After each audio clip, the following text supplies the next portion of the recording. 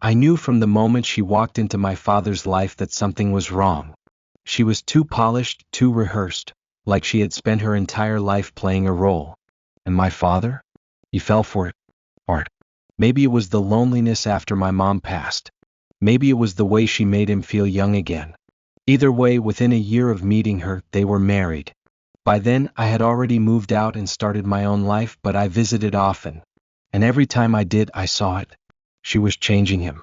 My father, who used to be strong, confident, and full of life, became quieter, less himself. He stopped calling as often. And whenever I did visit, she was always hovering, always answering for him. But the most obvious sign? The money. My father wasn't a billionaire, but he was comfortable. He had built his business from the ground up, made smart investments, and always told me that no matter what, I'd never have to worry. But then she came along and suddenly accounts were being drained, investments were being restructured, and expensive things started appearing, things my father would never have wasted money on. I knew exactly what was happening. She was draining him. But my father, blinded by whatever charm she had, refused to listen. She loves me, he would say, dismissing my concerns with a smile that no longer reached his eyes. I gritted my teeth and tried to be patient. Then, about a year ago, he got sick. At first, she brushed it off, told him it was just stress. And because he trusted her, because he thought she had his best interests at heart, he listened. By the time he finally saw a doctor, it was too late. Stage 4.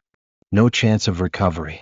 She cried in front of everyone, played the role of the devastated, heartbroken wife.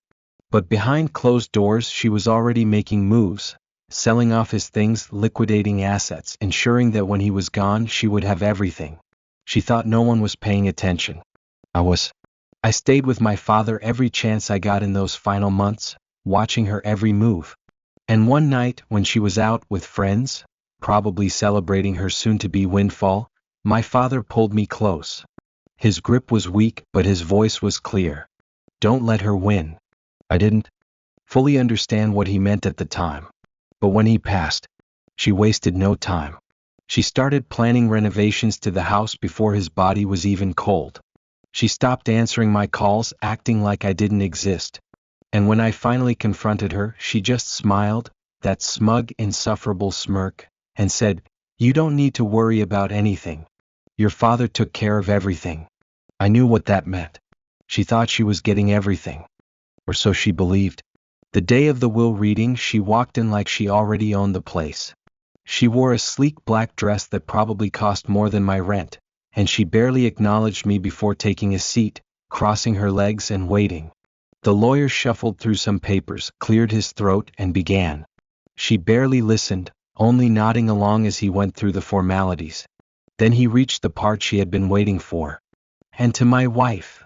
She straightened up, ready for the confirmation of what she already believed, that everything, every last cent, would be hers. The lawyer paused, glanced at me, then looked back down at the document. He left you a very special letter. Her smirk faltered. A letter? She repeated like she had misheard. The lawyer slid a sealed envelope across the table. Your husband's final wishes.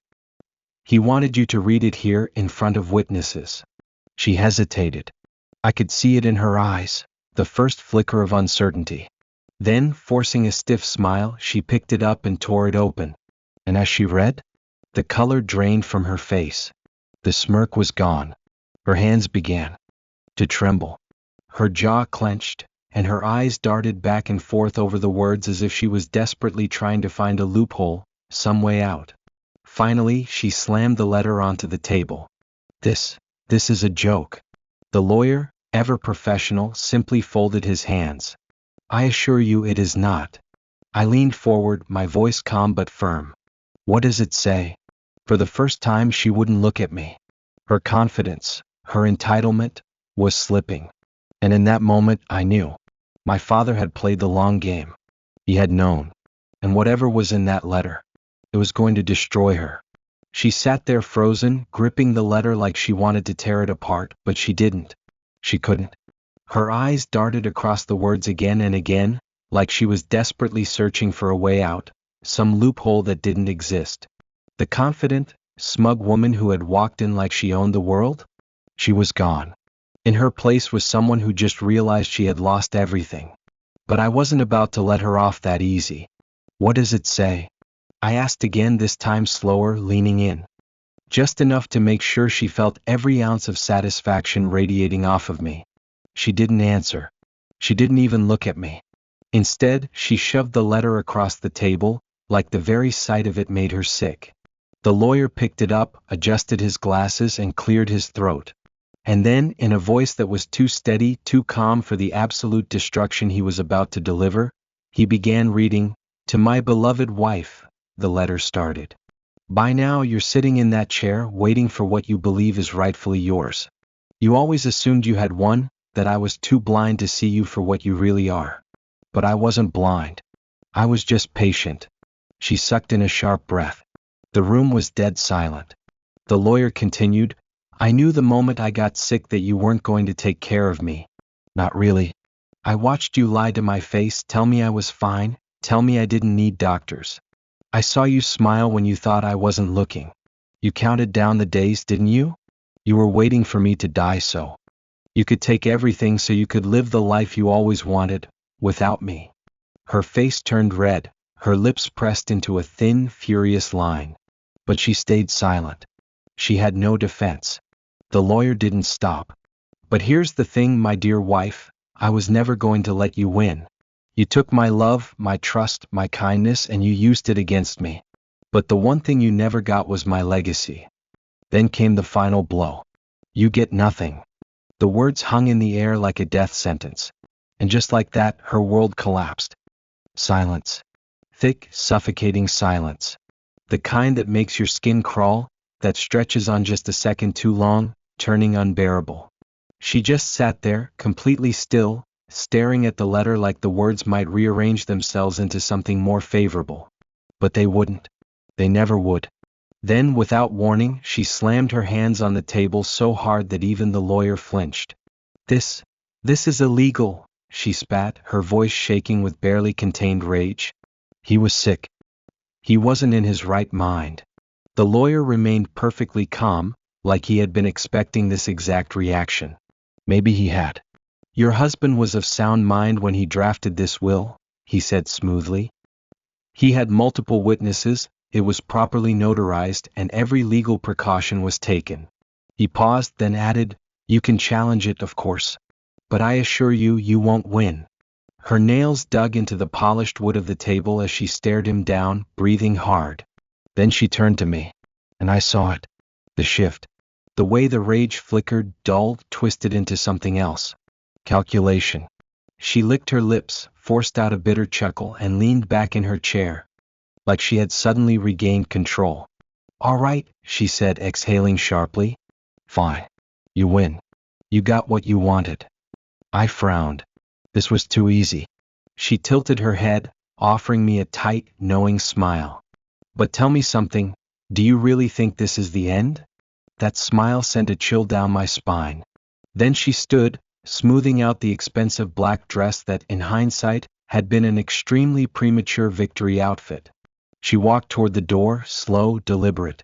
But just before she left, she turned back, her gaze locking onto mine. You'll regret this, she hissed. And then, with one last smirk, she was gone. But as I sat there, staring at the empty doorway, something didn't sit right. It was too easy. And I was right to worry. Because 2 weeks later, I got the phone call that turned everything upside down. 2 weeks. That's how long the silence lasted. 2 weeks of thinking maybe, just maybe, she had finally given up. That she had taken her loss and disappeared. But deep down, I knew better. Women like her? They don't just walk away. And sure enough, one afternoon my phone rang. It was my father's lawyer. His voice was calm, measured, too measured. She's contesting the will. I almost laughed. Of course she was. On what grounds? I asked, already knowing the answer. Undue influence, mental incompetence, and fraud. My jaw clenched so hard I thought my teeth might crack. Fraud? My father had that will signed, witnessed, and notarized. She didn't have a case. Normally I'd agree, the lawyer continued, but she's hired a very aggressive attorney. And she's making a lot of noise. That made me pause. What kind of noise? She's claiming you manipulated your father while he was sick, that you forced him to change the will, that you took advantage of his weakened state. I nearly threw my phone across the room. This woman, this parasite, wasn't just trying to steal my father's money. She was trying to rewrite history. She's the one who kept him from going to the doctor, I snapped. She wanted him gone as fast as possible. Yes, the lawyer agreed. But she's good at playing the victim. She's telling the court that she was a devoted wife, that you were barely around, and that you only swooped in at the end to steal everything. I ran a hand through my hair, forcing myself to breathe. What are our chances? The silence on the other end of the line made my stomach drop. We have the law on our side, he said carefully. But she has something else. I frowned. What? He sighed. Connections. And that's when it hit me. She wasn't just some gold digger who lucked into marrying a rich man. She had planned this. She had played the long game, built her network, made friends in all the right places. And now, she was cashing in on those favors. If she couldn't steal my father's money the easy way, she was going to try and take it through the courts. But I wasn't going to let her. She had underestimated my father. And now she was about to realize she had underestimated me too. She thought she had won. She thought she could rewrite history, paint herself as the loving wife and me as the greedy, ungrateful child. And for a while it worked. She started making the rounds, crying to anyone who would listen. Social media, local news, even some of my father's old business acquaintances. She was building a narrative, twisting reality into something she could sell. And people believed her. It didn't matter that she had drained my father's accounts. It didn't matter that she had isolated him, that she had pushed him away from doctors, that she had started selling his things before he was even gone. All they saw was a grieving widow, tears in her eyes, telling them how her evil stepchild had stolen everything from her. I started getting threats. Messages from strangers calling me a monster, a liar, a snake. People who didn't know a damn thing about my father or what he had gone through were suddenly experts on my family's life. It was infuriating. And then, when I thought I couldn't take another second of it, I got a phone call that changed everything. The voice on the other end was hesitant, almost nervous. I saw the news, she said. And I think you should know something. I frowned. Who is this? Pause. Then, in a voice that sent a chill down my spine, my name is Claire. And I used to be married to her. I nearly dropped the phone. She had done this before. We met in person a few days later. Claire was nervous, constantly glancing over her shoulder, like she expected my stepmother to burst through the door at any moment. And what she told me, it was worse than I ever could have imagined. She married my father too, Claire said, her voice low. Years ago. Same story. Came into his life when he was vulnerable, made herself indispensable, convinced him she loved him, and then he got sick. I swallowed hard. She did the same thing? Claire nodded. Cut him off from everyone. Took control of the finances. And by the time he realized what was happening, it was too late. What happened? I asked, even though I already knew the answer. Claire exhaled shakily. She drained him dry. By the time he passed, there was nothing left. She walked away with everything. I felt sick. This wasn't just about my father. She was a serial predator. But worse, she had gotten away with it. Until now. I sat there staring at Claire, my mind racing. My stepmother, this woman who had fooled my father, who had nearly gotten away with stealing his entire legacy, had done it before. And worse, she had walked away without consequences. She had drained another man dry, taken everything he had, and moved on like it was nothing. But not this time. I took a deep breath. Claire, would you be willing to testify? She hesitated. I could see the fear in her eyes. She ruined my father's life, I pressed. She's trying to ruin mine. She needs to be stopped. Claire swallowed hard, then nodded. I'll do whatever it takes. We had a witness. But I knew one thing. My stepmother was smart. She had spent her whole life manipulating people, twisting the truth, covering her tracks. If we wanted to take her down, we had to be smarter. So we laid a trap. Claire agreed to reach out to her, pretend to be sympathetic, pretend to be furious with me for stealing, what should have been hers. It didn't take much to get a response. Within hours, my stepmother was messaging her back, spilling every bitter thought in her twisted mind.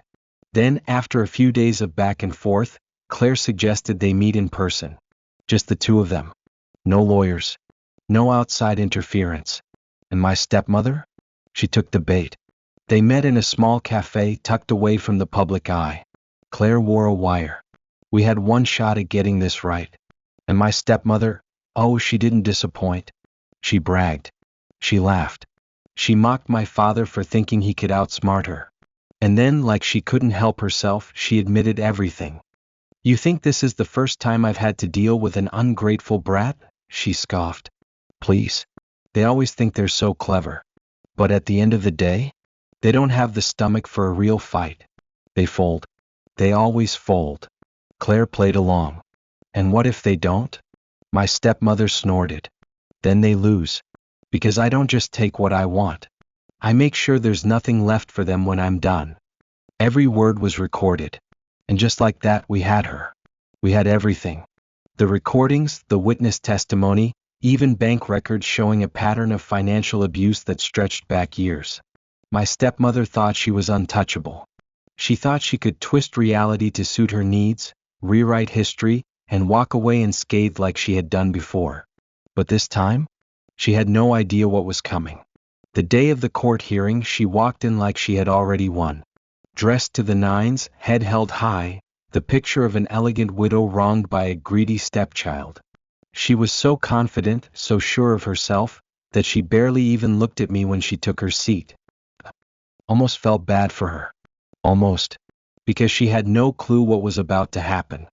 Her lawyer started with the usual performance, painting her as the devoted wife who had spent years taking care of my father, only to have his ungrateful child swoop in at the last moment and manipulate him into changing his will.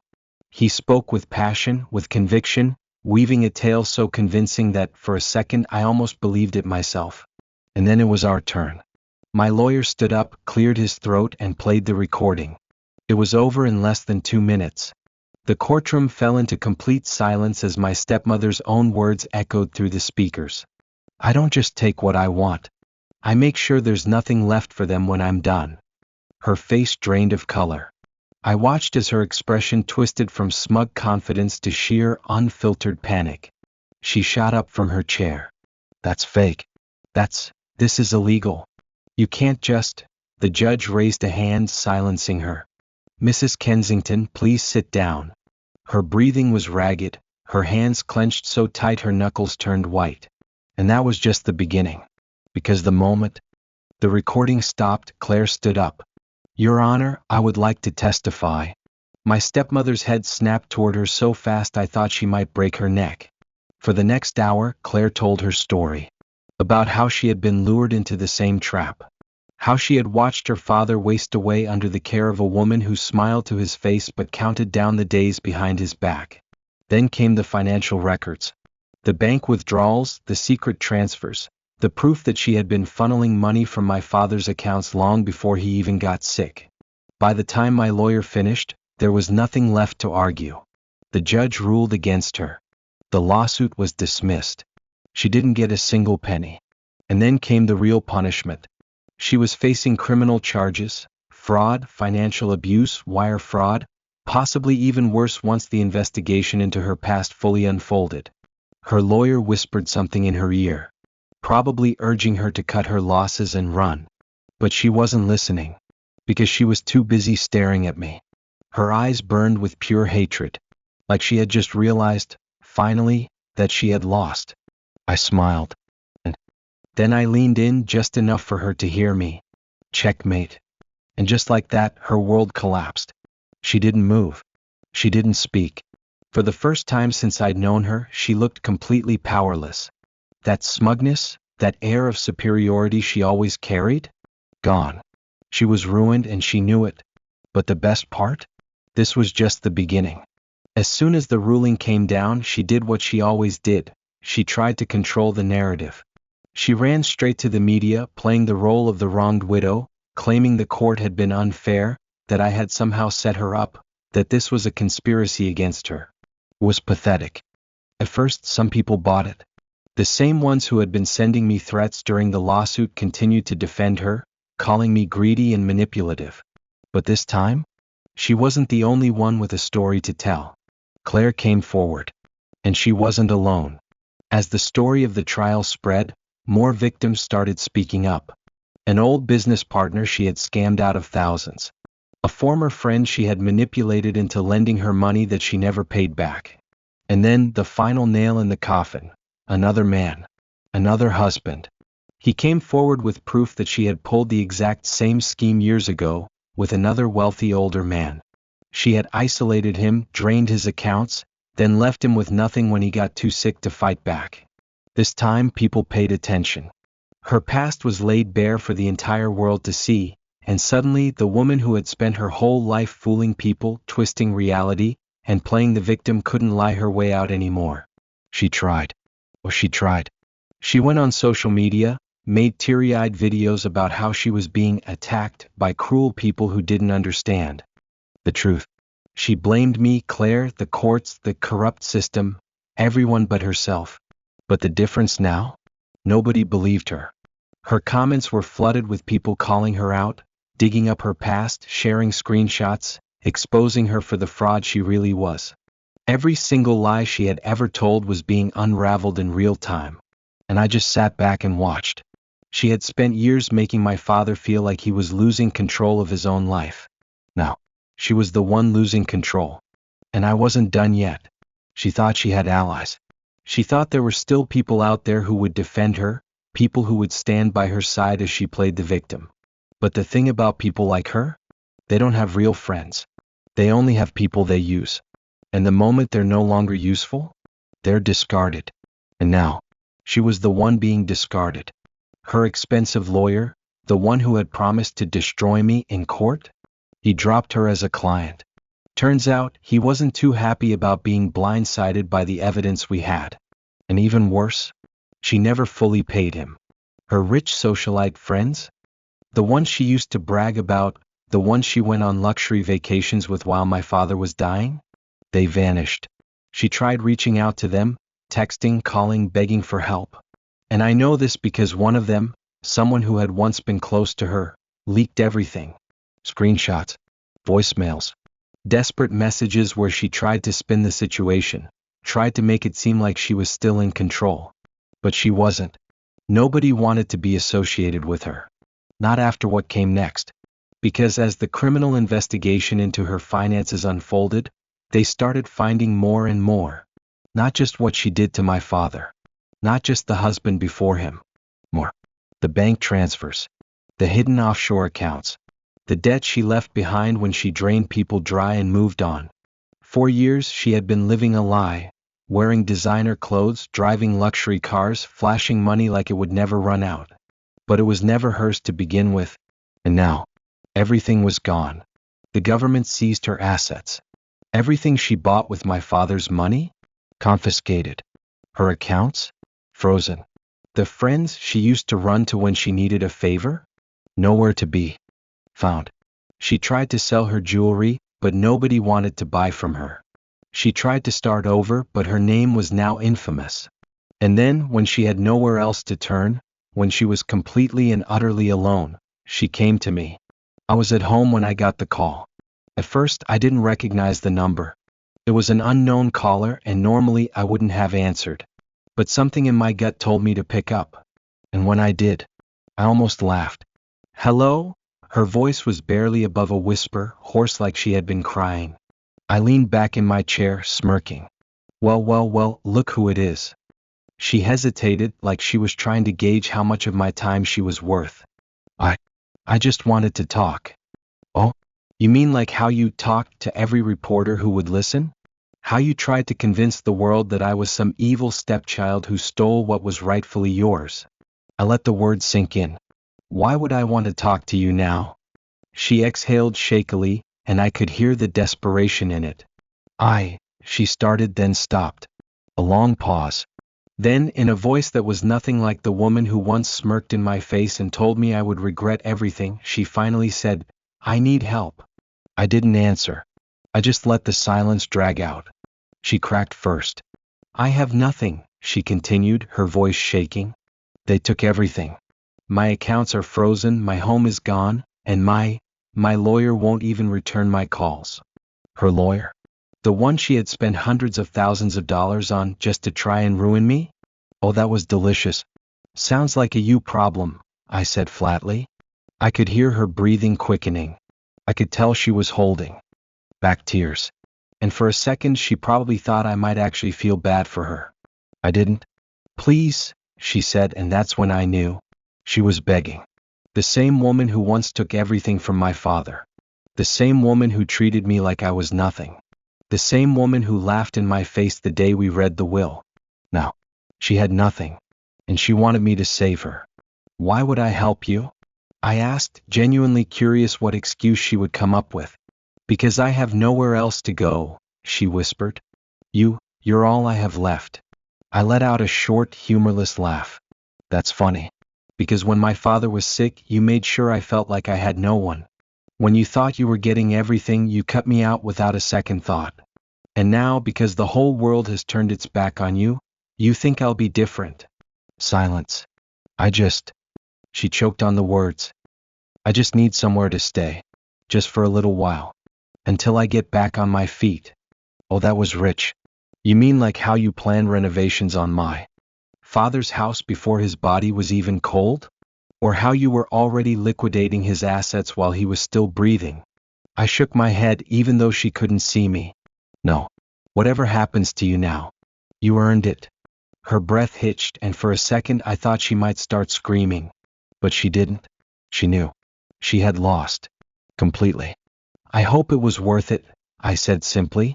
Then I hung up. And that was the last time I ever heard from her. She never called again. After that final desperate plea for help, the one I shut down without a second thought, she disappeared.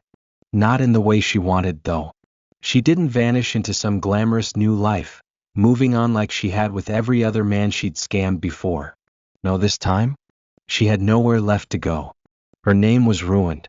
The trial had made sure of that. The story of her deception, her financial fraud, and her attempts to rewrite history had spread everywhere. It wasn't just whispered about in social circles or among former friends, it was all over the internet.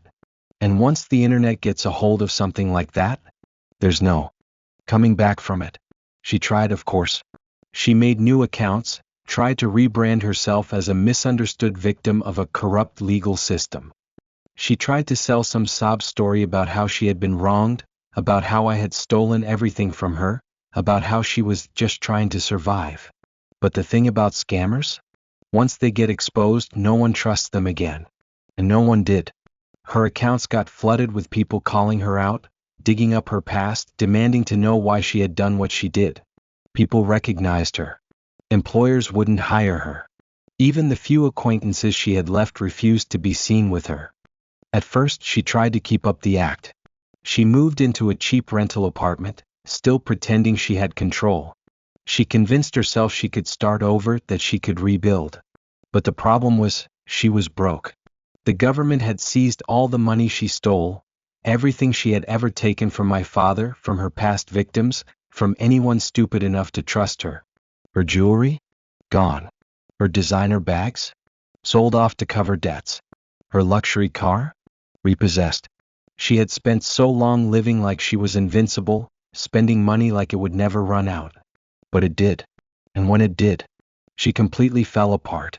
At first, I didn't think much about what happened to her after that. I moved on. My father's house, my house now, had been restored, no longer tainted by her presence. The business he built?